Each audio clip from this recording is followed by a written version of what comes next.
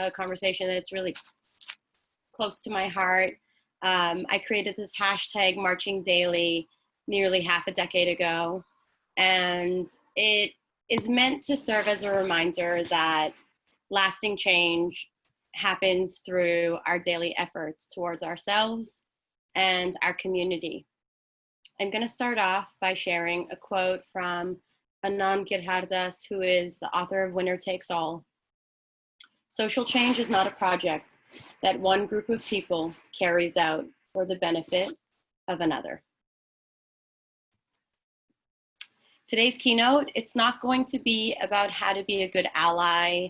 It's not going to be about how to get resources or how you can change the world for others. What we're going to focus on is how to start with yourself and how to derive your advocacy from your personal experiences and how to integrate that advocacy into your mindset, your lifestyle, your belief systems, and doing that in an authentic and scalable way.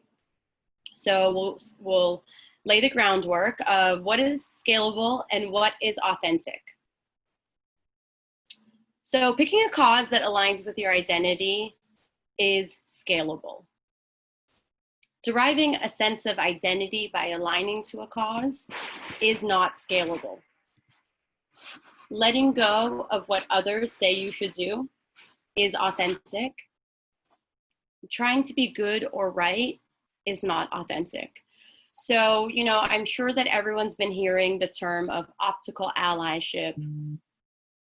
Performative activism, it is unsustainable, it's ineffective, and we don't need actors, we need activists. So I'm going to urge you that in this journey of starting your advocacy, let go of how people perceive you. We're all going to be forced to let go of our image and our comfort and lean into our truths.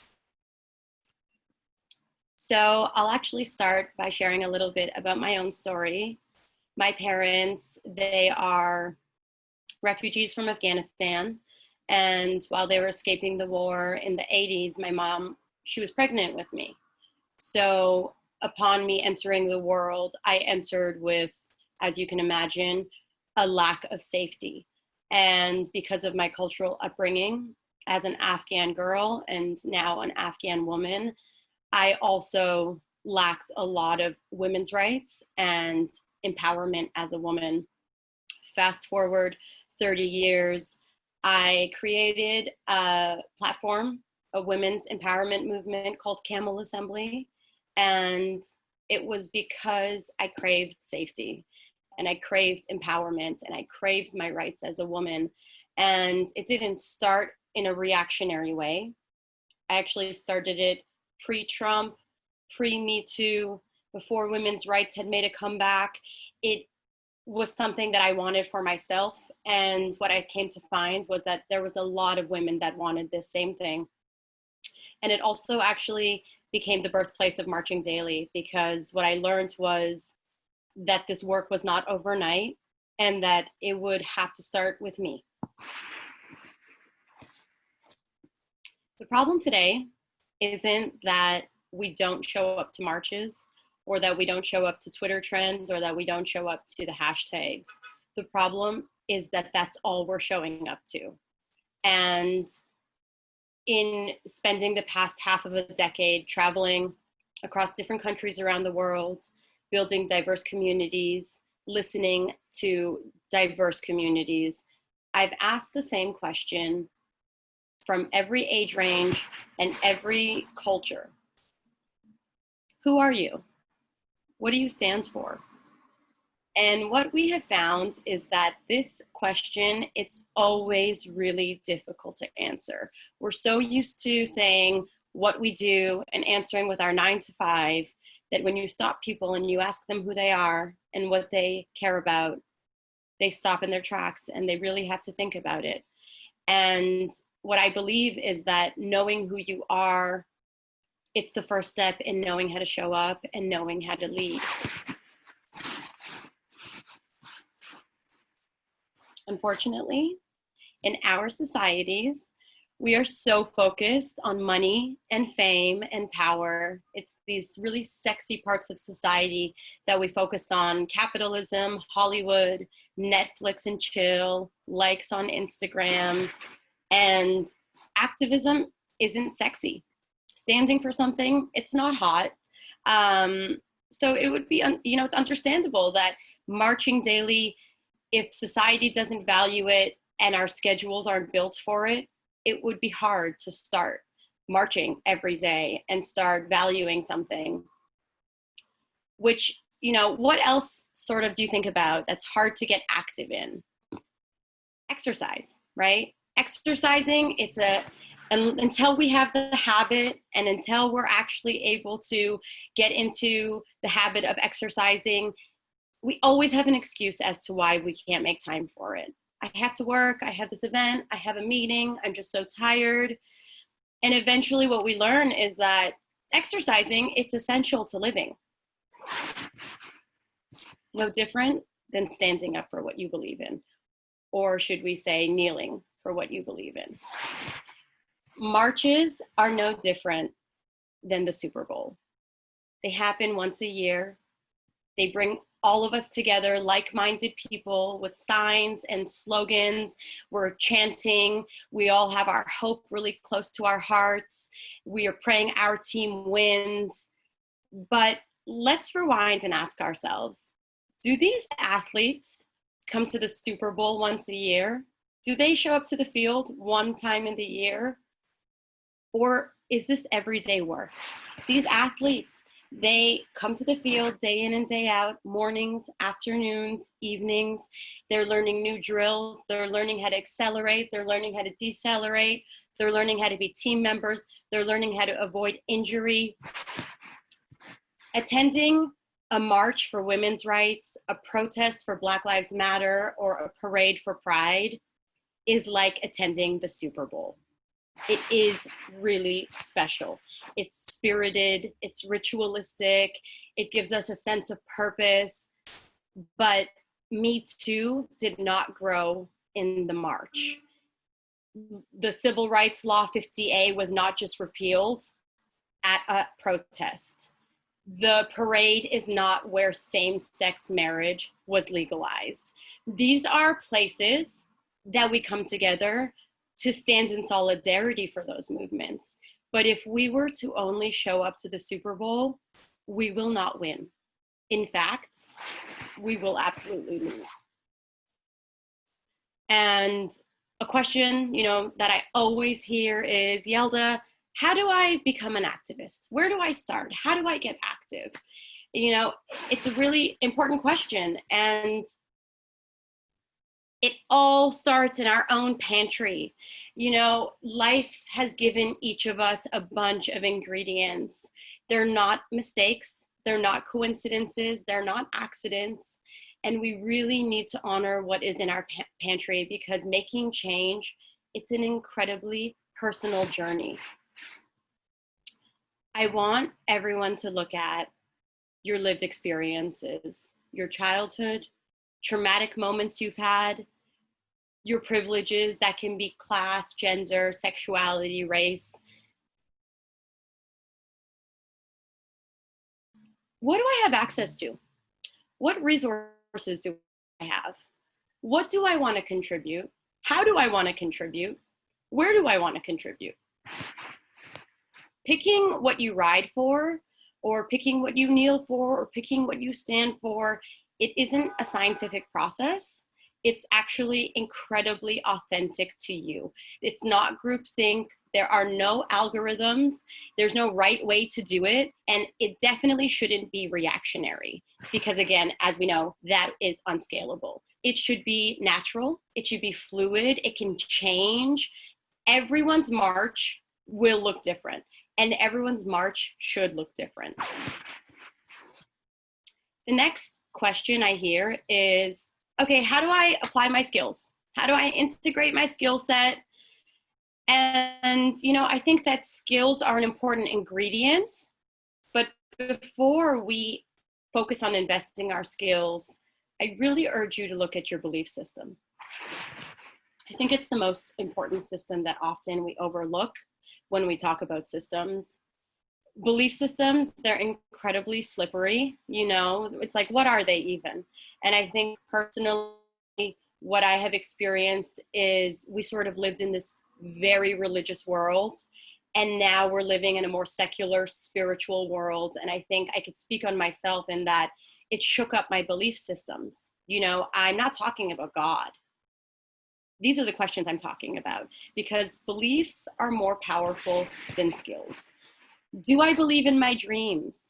Do I believe in my voice? Do I believe I can make a difference? Do I believe I have a purpose? Do I believe that I can lead? And if you've answered any of these questions with a no, I really urge you to ask yourself why. Where does that come from? Beliefs affect the way we view the world and how we show up to it. And so, you know, when we talk about systems and change, start with your own belief systems. Self-analysis, it takes a lot of effort, but it's the foundation of seeing the change that we protest for, right? A very simple sort of quote from Gandhi that we all know, it has a lot more meaning to it. This is the base from which you can build. And it does evolve, so keep an eye on it. What I've done is, from my learnings of marching daily, I'm going to share with you some takeaways. 1, devote yourself to learning. Often I hear, I'm scared to make a mistake. I'm scared to say the wrong thing. I don't know where to start. I'm afraid to fail. And that is okay. What is not okay is allowing that perfectionism to oppress you. This is why people are screaming silence is violence. Dedicate yourself to discovery. Discovery is the key to so much of the progress that we have seen in society. And safety breeds action. When we trust that the spaces that we enter are going to keep us safe, we're more able to feel secure to learn. When we feel like we're safe and we're cared for, naturally, I've seen this in building communities, people start feeling safe, and then they want to provide that safety to others. They want to show up for others and provide that same care. And so much from my own experience, I have seen one person who now feels cared for and safe and seen now want to go and stand up for their cause and their community. It is this domino effect. Critical and curious thinking. I know they say curiosity killed the cat, but don't buy into that. Opinions are welcome. We shouldn't feel comfortable when we're only around people that have the same mindset as us. Echo chambers are dangerous. Expose yourself to new experiences, expose yourself to different mindsets. I used to feel like I only felt safe if I was around people that shared the same standpoint as me. And in fact, what we need to start doing is being in rooms where people don't share the same standpoint, and we can safely have conversations and respect one another's points of views and where people are coming from. Intentionality, we hear this word a lot. Be intentional about growing emotionally and intellectually. We don't find space to grow, we make it. We don't find time to grow, we make time. And so be very active in watering yourself. You know, I often have found people say like, oh, I just got to find balance. You make balance. All of these things that you think you're going to find are things that you should be creating for yourself and for your growth. And lastly, integrity. You know, this is a word that comes up very often. There's no right way. What's right for you resides within you. Integrity shapes our world. So check in with yourself and do that often. These sort of key words that we see floating around, there's purpose behind them. And, you know, to sort of wrap the conversation until so that we can open up and chat about it, I have sort of put together a handful of tips for navigating, because we are living in a very complex world right now. And, you know, 1, mountains are made of sand. I think we forget that. A mountain didn't just appear one day. It was a bit of minerals that sort of coagulated with some more and became a rock, and then became bigger and bigger. And, you know, there is no fast tracking when it comes to advocacy. There is no fast tracking when it comes to moral righteousness. You can't fast forward to a destination if the change is happening in the journey. And what I always say is that I take the scenic route. You know, the scenic route, it's long, it's windy, it's uphill, it's downhill, but it's undeniably necessary. And so I really always, you know, encourage everyone to strap in, because it is a long journey. And I know that we're all very impatient for change, but that's just not how it's going to happen, because we are undoing so long of, you know, being blind and not showing up to these things. So be patient. Secondly, embrace your vulnerability. Vulnerability, you know, it is necessary. And I want you guys to start with your own experiences, no matter how much they might repulse you. You know, you've been abused, you grew up by the ocean, your parent has died of cancer, you deal with body image issues, you've lived a life with a lot of discrimination. These truths might feel disgusting, but they're on purpose. I believe our experiences are on purpose, and it's a matter of you believing that that purpose is for you to use that as a vessel to help other people. And what we often find is that when you start where you are and you can authentically speak on your own experience, it not only heals you, but it heals other people. Be open to change your view if you find new evidence. Being stubborn and stuck in your old ways doesn't serve anybody. You know, there's this quote about how every next level in your life requires a new version of yourself. Change is a great thing. If we're protesting for change, allow for yourself to also change in that journey. None of us are perfect. We are all very capable of changing. When you learn something new, allow yourself to change. Lastly, the fuel versus the steering wheel. We are angry. We are frustrated. We are grieving. Do not let the anger become the steering wheel. Allow it to fuel you. Allow it to fuel you. You know, Audre Lorde, she in 1981 gave a keynote, and she says, anger is loaded with information and energy, translated into action to service our vision and our future. Our words are our spirit. Our work is our spirit. And so I really urge everyone to remember, the world doesn't need us to spew our anger right back out. We can use it as fuel, but the world needs hope right now, and the world needs joy. And each of us are really responsible for how we show up to it. We are responsible for our contributions. And that's sort of just like, you know, an intro into the conversation I'm excited to have with you guys. Yes. Thank you, Yelda. Thank you.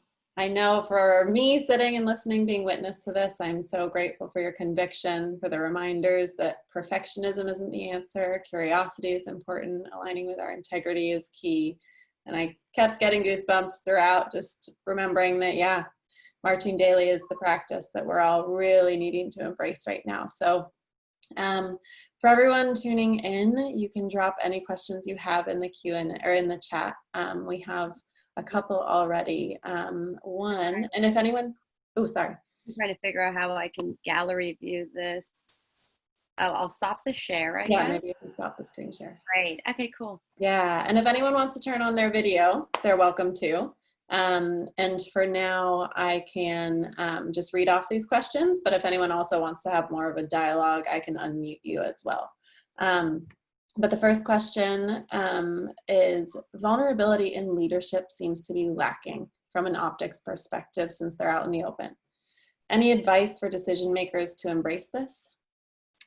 You know, it sort of reminds me of different therapists I've had in my life. And there are therapists I've had where it's like, I have not known anything about them. I don't know, I don't get a little drop of any knowledge about them. And I know there's a specific professionality that they have to show up with, but the therapists that I have trusted are the ones that share just a little bit about their lives. And I think that's with every type of connection, is you can't trust somebody. It's not even about leadership. It's just trust, right? We don't trust systems. We don't trust our leadership. And so, I think that we should probably have some compassion, because this word of vulnerability, man, it is a muscle. It has to be practiced. And I think that it's being able to encourage that safety. Our leaders, it's sort of like, you see it with men where you want them to be vulnerable. And then when they show up being vulnerable, you're like, you better get your shit together. I hope that you take care of me and be strong. And so we really have to start practicing this muscles of vulnerability and not using it as a jargon. I think that leaders need to be able to share where they're at or what their experiences are, but it's not so easy when it potentially repulses them and they haven't come to terms with figuring out how to speak on it. And so I think that, again, lead with yourself. You lead vulnerably. Each of us are leaders. Each of us have a sphere of influence in our lives of people that we influence. And what I have found is when I show up vulnerably, it gives permission to people around me to show up vulnerably. So I think, it's that constant, we need you to do this, but really you can't affect how people are going to do it. What we just have to do is embody it ourselves and hope that they follow. Yeah. Love that. The next question we have from Helen is that she loves the exercise analogy. Do you have any advice for a couch to 5K style of daily routine to build an activism muscle? Well, I would say listen to what feels right. Once you do the analysis for yourself and you're able to see, oh, that feels authentic to me. Oh, once you're able to admit it, start somewhere. Start with the smallest thing. So when I talk about Camel Assembly, which is a global movement now and we're live all over the world, that's not how it started. How it started was a brunch in New York City in 2015.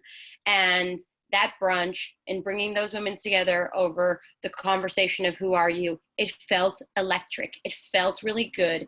It didn't feel like this grandiose thing. I didn't know what it would end up becoming. I didn't know it would become its own mountain, but I continued showing up to it. So I think it's a matter of choose what you care about, and again, that can change, but right now choosing, I really do care about body image. I have dealt with body dysmorphia my whole life. Let me start there and do one thing. From that one thing you do, there will be an energy flow that comes from it. Listen, continue showing up. Do not get impatient. I've had assemblies around the world where we've had 60 women, and I've had assemblies where we've had 8 women. One is not more valuable than the other. So I think it's a matter of continuing to do what you feel good about and not relying on the external validation in that process, and just staying consistent. It's a muscle, right? So it's like, you want a booty, you're not going to just get it from 50 squats. You're going to have to do 50 squats every single day. And maybe it'll be in 3 months from now where you realize, oh, my ass is a little more plump. It's the same concept where it's like, you might not necessarily see that trajectory, but that consistency is really, really important, and not being impatient and not just giving up when you don't get immediate results. Thank you. Yeah, and that also reminds me sort of the analogy of sprint versus marathon, and just that idea of making sure that you're laced up for the long haul. Yes. Another great question we have here is, how can we encourage friends who don't know how to pivot their social media platforms from entertainment and mindless social tool into a more vocal activist platform? Ask them who they are. I think that's a beautiful place versus preaching. I saw this great meme about how shame creates actors, you know, it creates people just performing, whereas inspiration is where you can actually start seeing real change. So versus being like, girl, your shit is whack, like why are you posting this meaningless stuff, I think what's important is to say, hey, what do you care about?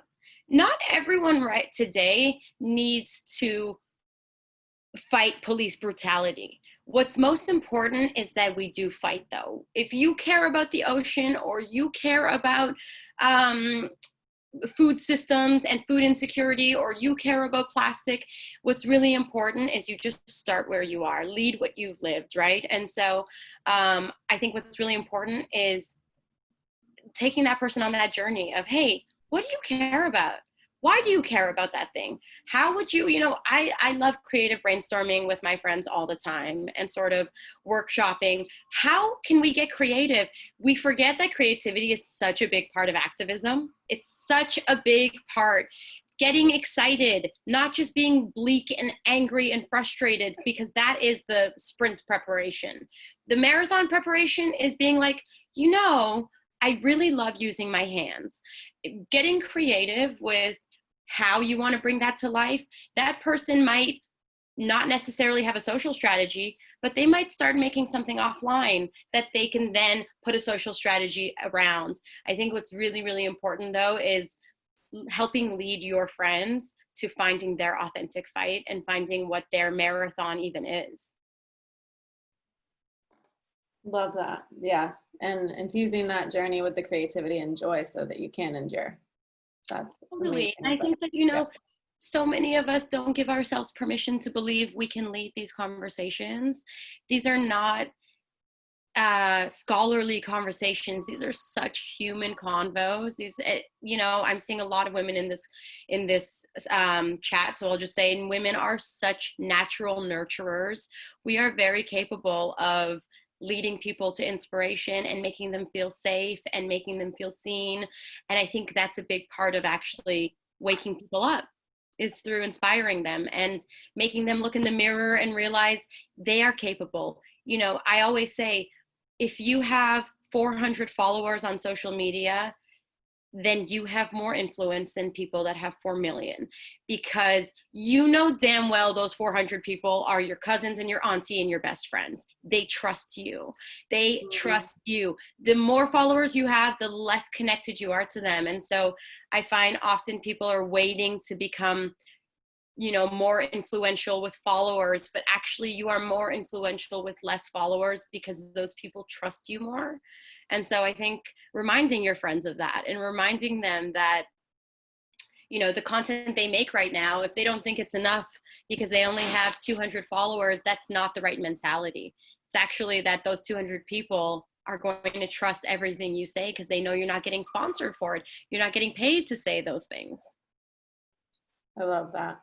Yeah. And I think we just have about 1 minute left and one question that I would love to shoot your way. This one says, there's an overwhelming list of systemic changes we're marching for. What is your advice to zero in to make a tangible impact? To zero in? So like to zero in, to sort of find your channel, find what you're after. And maybe, I don't know if there's an example from your life of, you know, with all of the important stuff that needs to be done, how do you find your clarity? How do you find your vertical? You know, it is the ingredients. I take it back to the ingredients because for me, it's a matter of looking at my life experiences and being like, oh, you know, I care about women's rights. I care about mental health. I have dealt with a lot of depression. I've dealt with anxiety. I have PTSD. I have my own traumas. I have intergenerational traumas. And so for me, you know, an example was, oh, I love to design graphics and I love sharing messages of mental health. There you go. That's two masteries that you can combine. So really just looking into your pantry, as we mentioned earlier, is like, go into your pantry, look at your ingredients that are authentic to you. And if there are things that you haven't had a chance to learn yet, for example, like I've always wanted to know how to do this thing. Sisters, life is long. you know, we are always told life is short, and this scarce mentality that's given to us, life is long, start today, go and learn that thing. If you think that thing is going to benefit your life or your activism, you know, start somewhere. Not starting is not starting is the silence is violence, you know, chant that we're saying. It's, you must start somewhere. So if you like to knit, figure out how that knitting is going to be combined with the cause that you care about. There's always this fusion that we make, and that fusion is actually where our secret sauce lies. And it's unique to each of us. None of us will, it's sort of like those paint and sip events, you know, none of us will paint the same thing. None of us will be able to recreate the same thing. And, you know, sort of lastly, I want to say, because I often hear people get really excited about an idea they want to do, and then they see somebody else doing it, and then they sort of lose that excitement. It's like, do not let that be an impediment for you showing up and doing what you want to do, because you will do it uniquely to your own experiences with your own vision. And so, yeah, I really think it's just like, open that pantry, look at your ingredients. They're there for a reason, and start with that.